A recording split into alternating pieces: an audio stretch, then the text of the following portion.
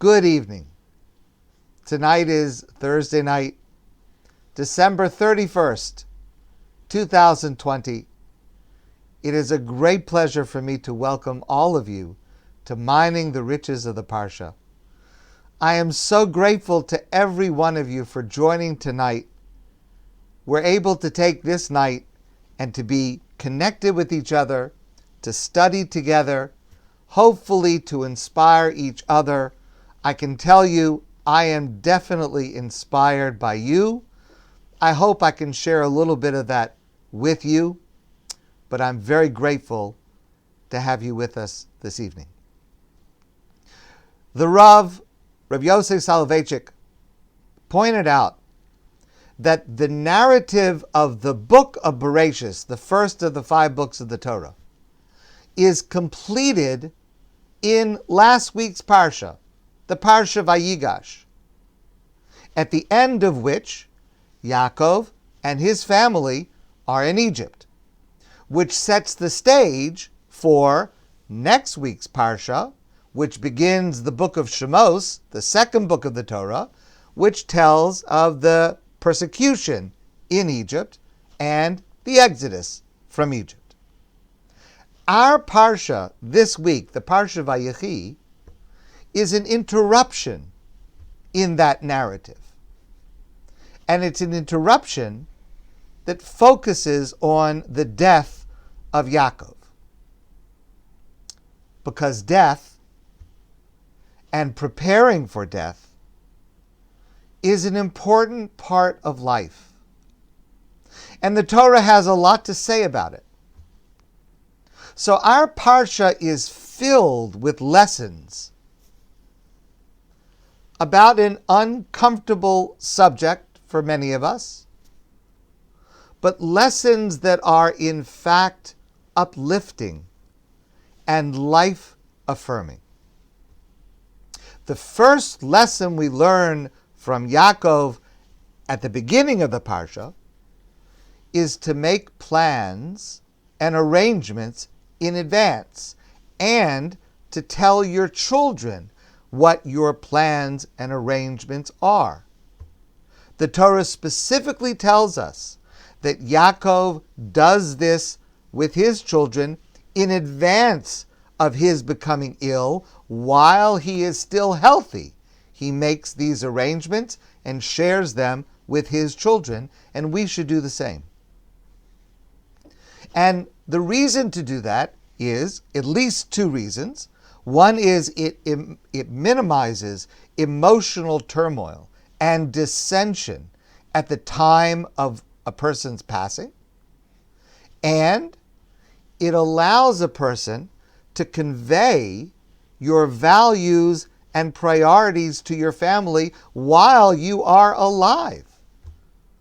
Because these issues are really about life. They shouldn't wait until life is over. They should be shared and appreciated and respected during life. Now, I strongly suggest making arrangements for medical decisions in the event you are not able to make those decisions when the time comes. I think the best way to do this is with a medical proxy document where you appoint someone you trust to make decisions for you in the event that you are not able to make them yourself. And perhaps one of the most important parts of this set of instructions is what you will decide, what you will instruct, what you will want concerning donating your organs to save someone else's life. It's the highest mitzvah you can do. Now, the details of this are subject for another time, but whatever you decide, it is crucial that you tell your family clearly what you want. The next arrangement that you should make now is where you will be buried. There is a minhag, a custom within the Jewish people, that when a person reaches the age of 50, they should arrange and purchase the plots where they intend to be buried.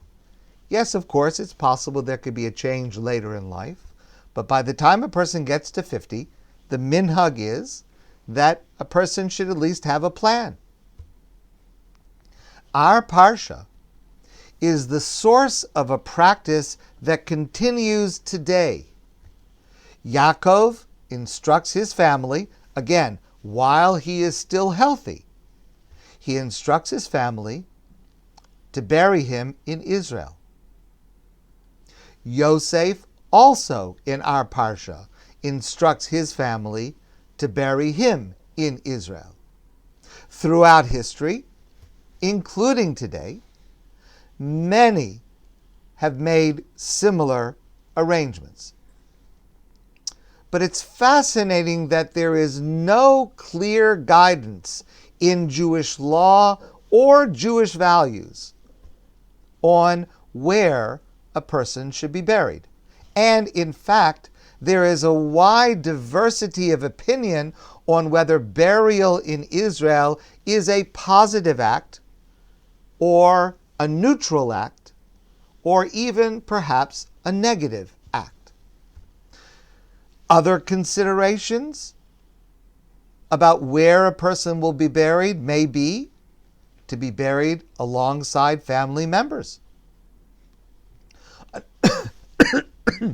Excuse me. Another consideration is the expense. In general, Jewish law is in favor of simpler versus expensive burial options. In a desire for a person who is more wealthy not to show off their wealth in a way that would cause someone else to have their situation pale in comparison. Another element that would go into the decision, perhaps it's more of a sentimental element, is who will come to visit.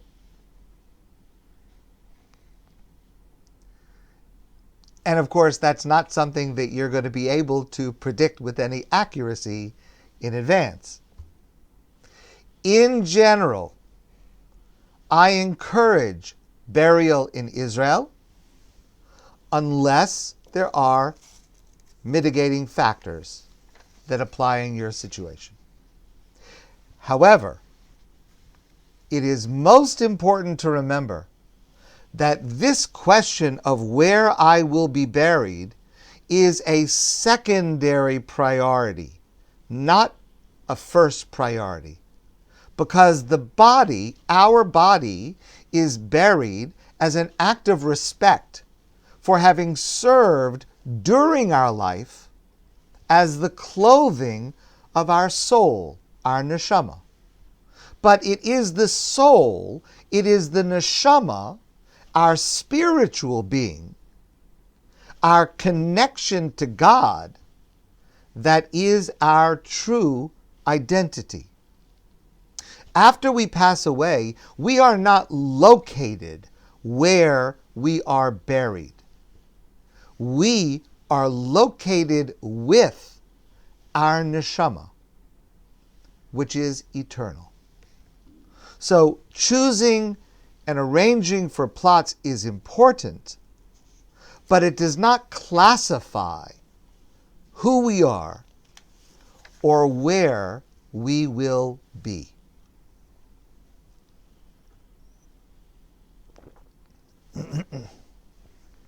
Another crucial lesson Yaakov teaches us in our Parsha is to bless our children and grandchildren and to instruct our children and grandchildren. In our Parsha VaYechi, Yaakov gives a bracha, a blessing, to each of his children, and as we will review when we learn and read the Parsha this Shabbos, The bracha to each child is different. It's individual. It's directed to that child and reflects their strengths, their character, their potential. And here Yaakov is teaching all of us a very powerful lesson. And that is not just to give a general bracha. You should all be a mensch. You should all be good. All right, that's important. That's very important. But it's also necessary for parents to specify to each individual child what relates to that child. Simply understanding, Rav Shamshul Hirsch makes this point, simply understanding the uniqueness of each child is itself a blessing to that child. But what's critical is the pasuk, the verse that introduces these blessings. VaYikra Yaakov el banav. Yaakov called to his children. Vayomer, and he said to them, Hey asfu, gather together. Va'agidu lachem, and I will tell you, Esa sheyikra eschem ba'achris hayamim, what your role will be in the future, what I hope for you in the future. Gather together, and I will tell you. Note this critical word, Hey asfu, gather. It is only by gathering, only by coming together, each with your own individual, unique strengths and character. Still, only with Hey asfu, only by gathering, can each of you receive your own unique individual blessing. So let me share with you very briefly 2 layers to the significance of this word Hey asfu, this gathering. It might seem intuitive to give each child their bracha in private. Each child is spoken to alone in private and told what relates to that child, and the next one to that child. That might seem reasonable. It may be intuitive to us. But Rav Yaakov Kamenetsky points out that that is specifically not what Yaakov does. Yaakov starts with Hey asfu, gather together. They are all present. And in front of everyone, Yaakov addresses each one uniquely and individually. And the message is very, very important. The message is to each of his children, every one of you is different. You will each grow up to different destinies. Yaakov's 12 children would each grow to form, to create separate tribes of the Jewish people with their own boundaries. But Yaakov says to them, each of you, as different as you are from each other, you have to know not only your own strength and weakness, you also have to know the strengths and weaknesses of every one of your siblings. Because only then can you know how you can help each one of them. And only then can you know to whom you could go when you need help. Therefore, Yaakov says, Hey asfu. Instead of speaking to each of them privately, gather together because you all need to hear what is unique about this one and unique about this one, the strength of this one, the weakness of that one. You all need to hear that because that will help create. That will help Yaakov leave behind a more unified, cohesive family, notwithstanding their diversity. Their diversity rather becomes their strength, because each one can rely on another for a specific area of strength, because they each know their strengths and their weaknesses. They each know which one of us does this the best, which one of us does that the best. And therefore, the fact that we are diverse means we have more capabilities among all of us, and therefore more ability to help each other and to remain connected. The second layer of significance of this word asvu, gather together, is expressed in a story I have told my children, and I encourage you to tell this story to your children and to your grandchildren.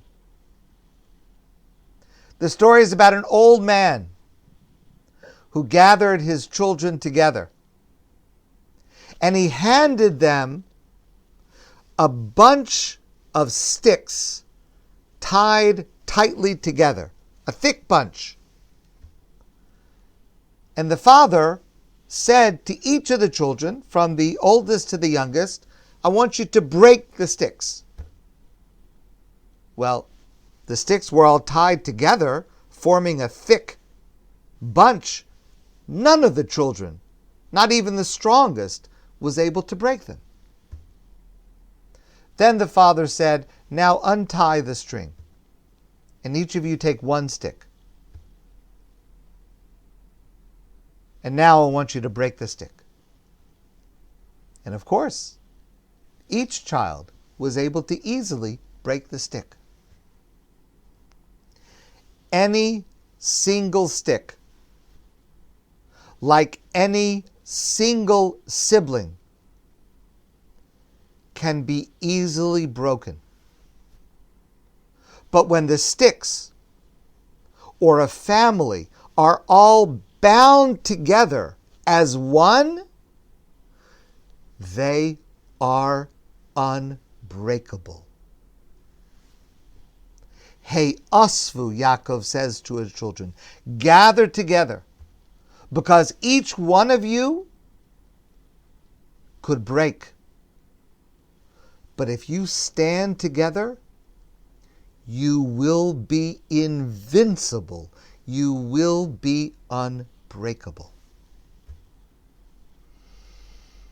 That's an incredible lesson in how to live life that Yaakov teaches his children, and a lesson we should try to share with our children and our grandchildren as well.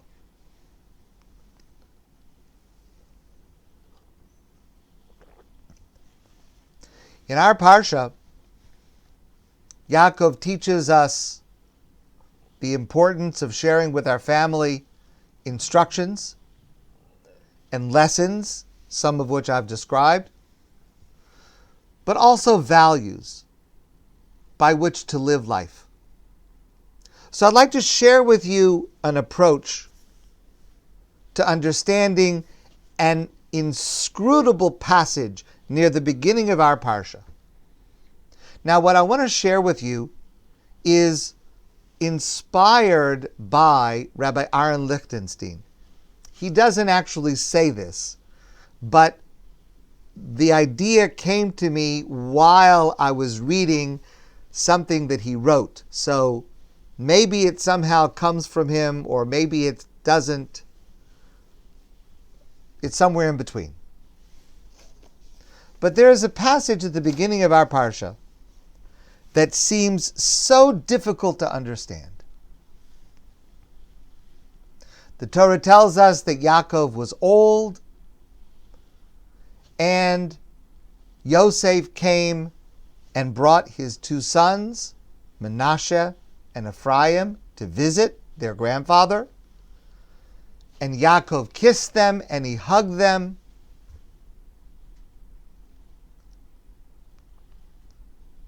And then Yaakov wanted to give a blessing to these two grandchildren, Manasseh and Ephraim. So the Torah tells us that Yosef, their father, took the two boys. He placed Ephraim to his right, Yaakov's left, and Manasseh to his left, Yaakov's right.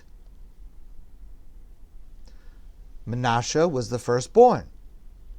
So Manasseh was placed in the position of honor in front of Yaakov's right hand. Ephraim was younger. He was placed in the secondary position in front of Yaakov's left hand. At that moment, Yaakov crossed his hands so that his left weaker hand was on the head of Manasseh, the firstborn, but his right stronger hand was over the head of Ephraim, the younger son.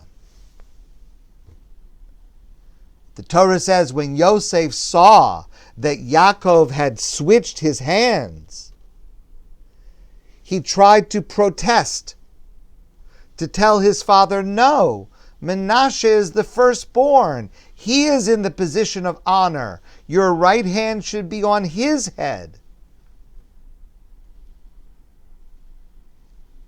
But Yaakov said to Yosef, I know, my son, I know.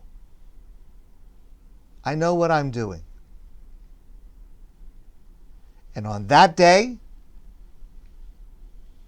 VaYivarachem bayom ahu lemar, on that day Yaakov blessed them, and he said, Yivorech Yisrael lemar.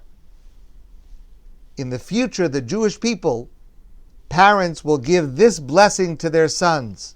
There's another blessing for daughters, but this is the blessing about sons. Yesimcha elakim ke'Ephraim Manasseh. May God make you like Ephraim and Manasseh. V'yosem es Ephraim lifnei Manasseh. And we will mention Ephraim's name, the younger son, before we mention the name of Manasseh, the older son. That's our minhag, our practice of giving our children a blessing. Many of us have that custom on Friday night to bless our children. That's the narrative. And it is so hard to understand. Because Yaakov, you suffered so much from jealousy between brothers. You suffered with preferential treatment to you over your older brother Esav. You, Yaakov, had a hand in causing the dissension between Yosef and his brothers. Your favoritism with that coat of many colors that you gave Yosef. You showed favoritism to one child and created enmity and jealousy. If anyone should know to avoid choosing a younger over an older and the way in which it can lead to terrible, terrible dissension, it should be Yaakov. How could Yaakov do it again at the end of his life? How could he switch his hands and show this preference, this honor for the younger child over the older child? You know, every time I read this Parsha, I want to scream out, Yaakov, don't do it. Haven't you learned your lesson? It happened so many times already. How could you do it again?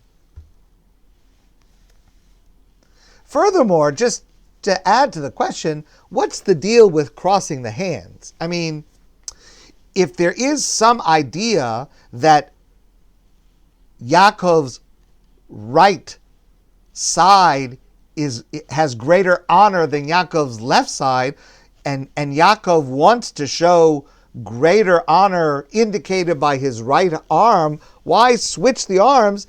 Switch the boys. Tell Ephraim, stand on this side, and Menashe, you stand on this side. If Yosef is going to object, Yosef is going to object. But if Yaakov wants Ephraim in the place of honor, put him in the place of honor. What's with the switching the hands?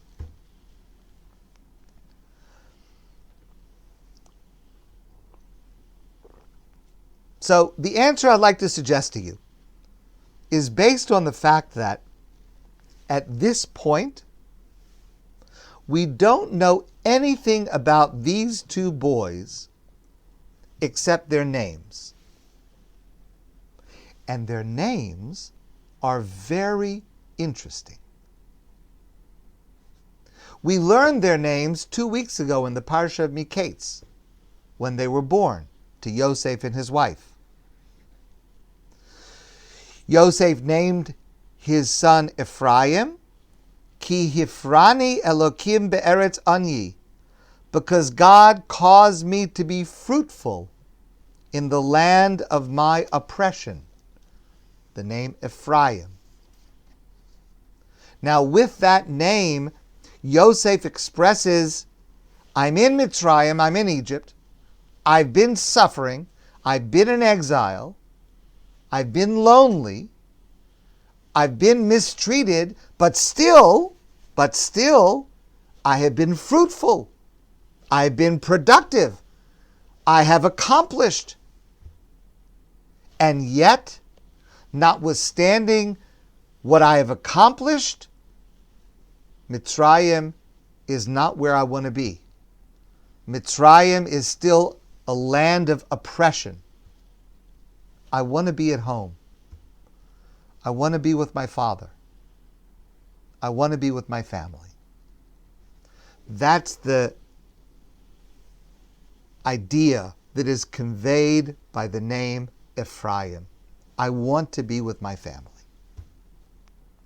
Menashe, Yosef named his son Menashe, Ki nishani Elokim es kol amali, God has helped me forget all of my hardship, ve'es kol beis avi, and God helped me forget my father's house. We discussed this verse last week.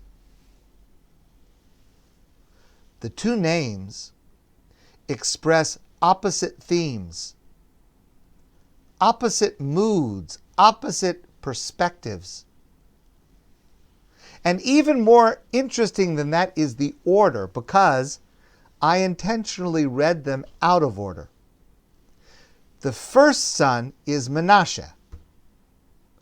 The first son gets the name Menashe, which is, I want to forget my father's house. I want to be detached. I want to be separate. I want nothing to do with my father's house. The second son, Ephraim, is when Yosef expresses, I want to be reattached. I want to reconnect. I want to go back to my father, to my family, to my home.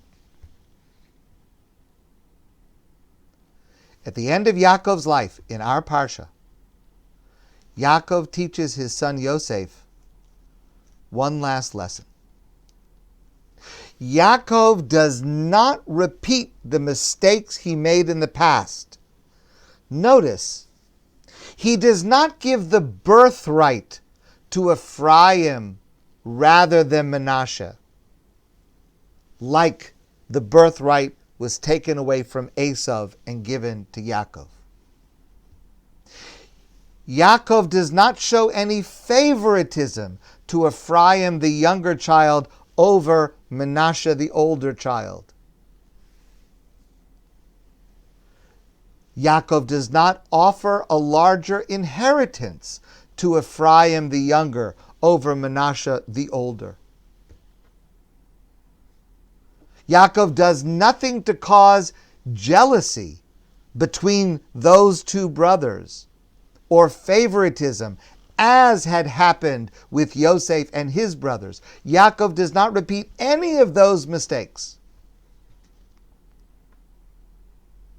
Menashe, notice, stays on Yaakov's right side, the place of honor for the firstborn. That's why Yaakov does not move the boys, because Menashe belongs on Yaakov's right side. He is the firstborn.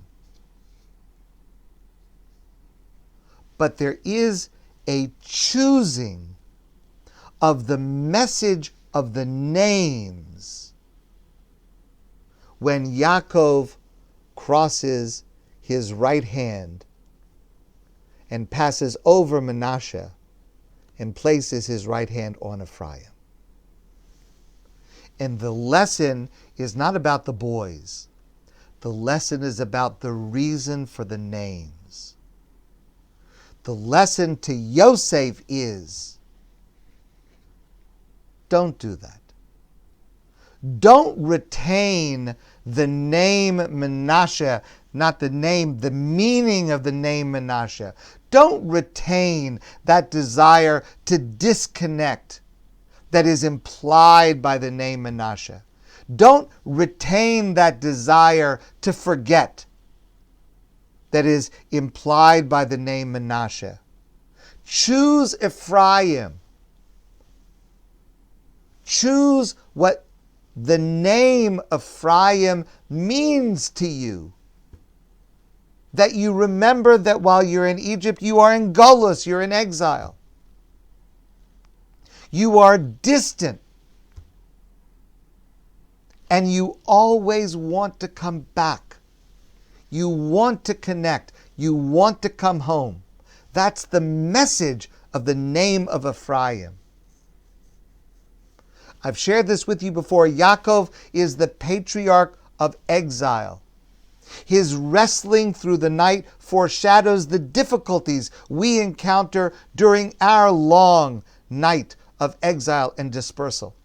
Yaakov talks to us today more directly than Yitzchak or Avraham. And his last words to us are as parents addressing our children and our grandchildren today. Don't choose the message of the name of Menashe. Again, I want to be very clear. There are many fine people that have the name Menashe. Beautiful, wonderful people. I'm not referring to anyone by that name. I'm referring to the message of the name that Yosef supplies when he gives it. Don't choose the message of the name of Menashe. Choose the message of the name of Ephraim. It is the only way the Jewish people will endure. Parents today face tremendous challenges in raising their children, and grandparents with their grandchildren. Battles over Neshani kol beis avi. I want to forget everything about my father's house. Versus Be'eretz Anyi. I see myself here in exile and I want to get back to my family. I want to get back to my home. Those battles are constant and they come up in many different forms. Do we choose for our children Jewish school or secular school? Do we choose hockey and skiing on Saturday morning or Shabbos and shul? Do we encourage our children to dress and speak like what they see on TV and in movies, or in accordance with the principles of modesty and respect? What do we have to say to our children when they start dating? Many parents are more and more reluctant to give clear guidance. Yaakov teaches us that we must put our hand down firmly on the head of Ephraim. Now, it seems to me Yosef named his children in this order to express how he processed what happened to him in his life. And we discussed this last week. As Yosef went through the trauma of what his brothers did to him, selling him into slavery, and then imprisonment, he wanted to forget. He wanted to be disconnected from that family that had hurt him so badly. Later, as Yosef gained the perspective of how everything that happened to him actually happened for a reason that led to a conclusion, he had a different perspective. And at that point, he wanted to reconnect. He saw everything that it had helped him accomplish. From this new perspective, he saw that all of those difficult steps were actually leading him to tremendous success. And it is this progression Yaakov in our Parsha wants to ratify and emphasize for Yosef for a deeper reason. And that leads me to the final lesson that our Parsha offers.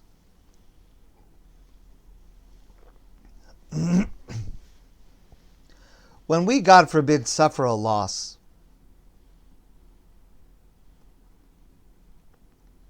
someone we love passes away, God forbid, we work toward, we hope for, we pray for consolation, comfort, nechama. When we visit a mourner, we attempt to be menachem avel, to console the mourner. We say to a mourner, hamakom yenachem, may God console you. What does that mean? How do we accomplish that?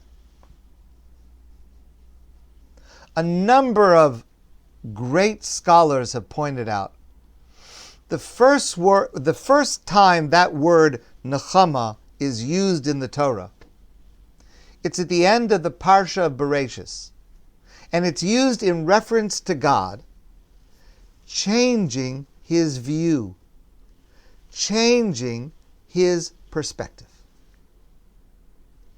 When someone we love passes away, there are two conflicting moods or points of view. There is the mood of sadness and loss and loneliness without that person and hurt at how they suffered. And there is the mood, the perspective, the point of view of joy of having that person in our life, gratitude for all they did for us, blessing of all the wonderful memories that we have. Now, those two opposite moods, perspectives, they compete with each other. And they will be present within each person differently at different times. Often, initially, we are overwhelmed with just the grief. And it will seem to us, while we are overwhelmed with that grief, that it is the only mood that is possible. It is the only perspective we will ever have. It will never change. That's how we feel. Normally, and what we hope for, what we mean by nechama, consolation, is that gradually, over time, the balance of our perspective will shift from all sadness to at least a mixture of the sad and the positive.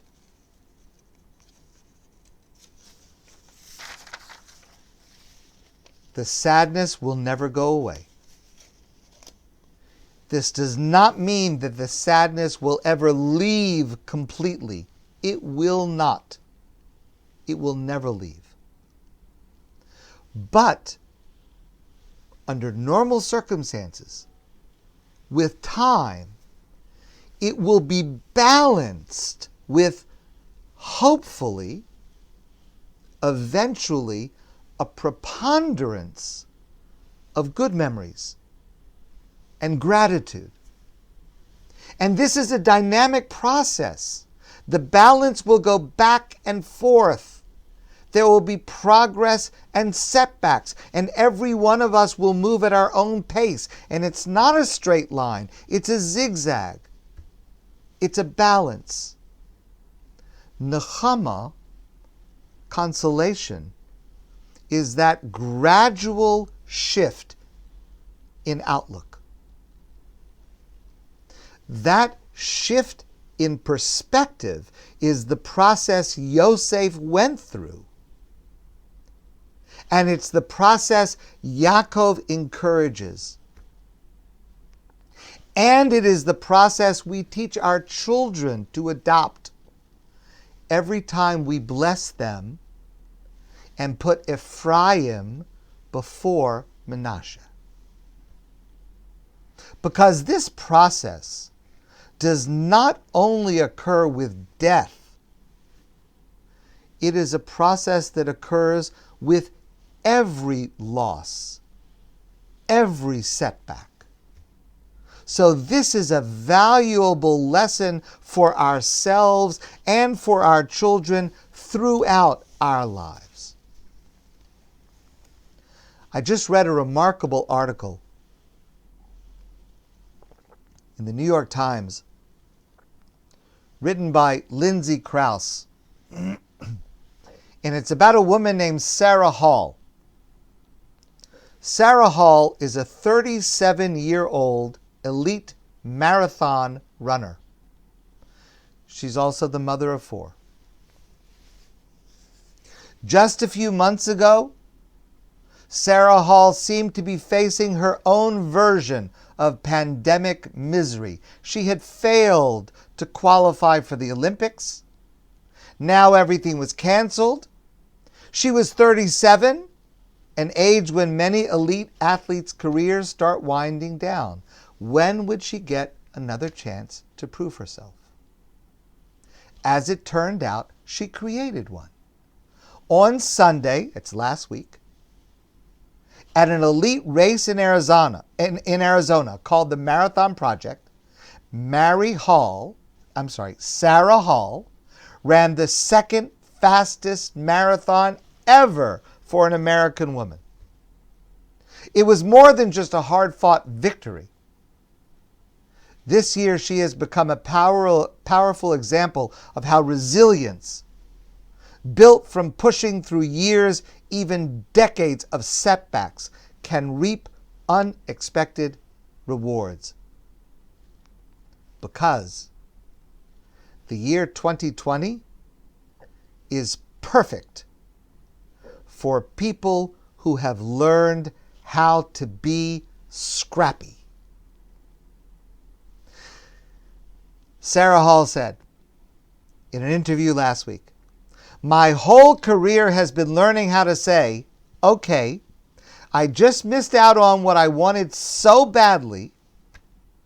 What opportunities do I still have?" In the pandemic, it was the same. I had to think, I know what I can't do, but what is still on the table? It wound up leading to some of the best training in my life.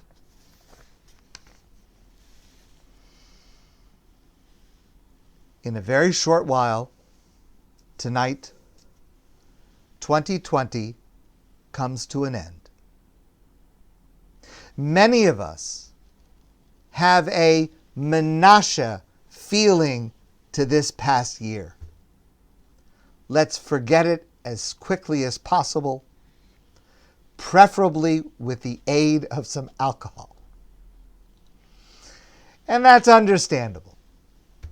That's normal to feel that way.